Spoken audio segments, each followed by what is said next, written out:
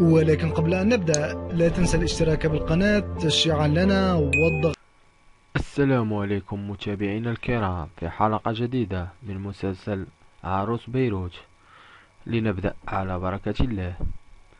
آدم وعماد في المطعم، ويتفاجأ عماد بقدوم الشخص الذي يهرب منه، ويبدأ الشخص يتحدث مع عماد أنه كان لديه صديق في الماضي وأنه ابتعد عنه، وإذا وجده فإنه سيلقنه درسا كبير، ويطلب منه عنوانه، ويكون يوجه تهديداته بشكل غير مباشر لآدم.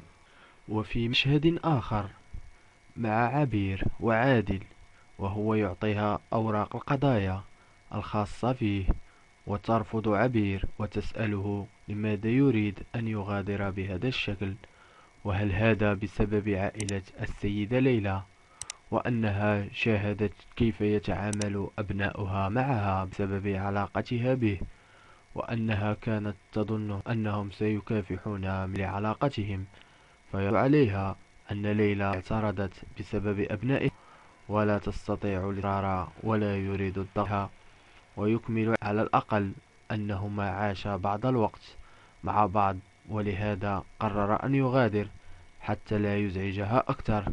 وتعانقه عبير وهي حزينة.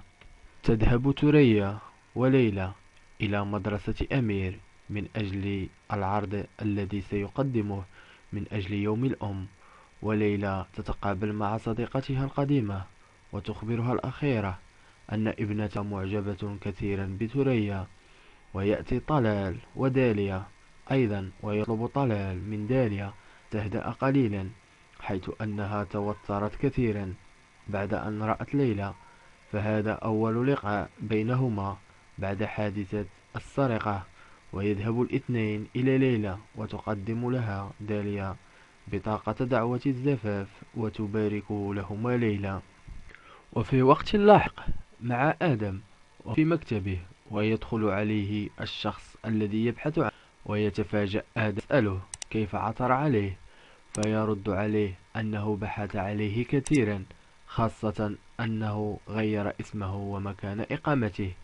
فيرد عليه آدم ما هو المبلغ الذي تريده، وضحك الرجل ويقول له أنه يريد أن يسكته، ويكمل الرجل أنه يعلم أن والدته الآن في السجن، ويتعصب آدم ويطلب منه أن يجعل والدته خارج الموضوع. وبعد طول نقاش يطلب آدم أن يعيد له أمواله، ويقوم بإخراج هاتفه، ويجعل آدم يرى فيديو لسارة، ويقوم بتهديده بزوجته. ويتفاجأ آدم كثيرا ويهدده إذا لم يعطيه أمواله فإنه سوف يقتلها، ويوافق آدم على التعامل معه وأنه سيعطيه كل أمواله. السلام عليكم. لا تنسوا الاعجاب بالفيديو والاشتراك في القناة تشجيعا لنا لنستمر بنشر المزيد إن شاء الله.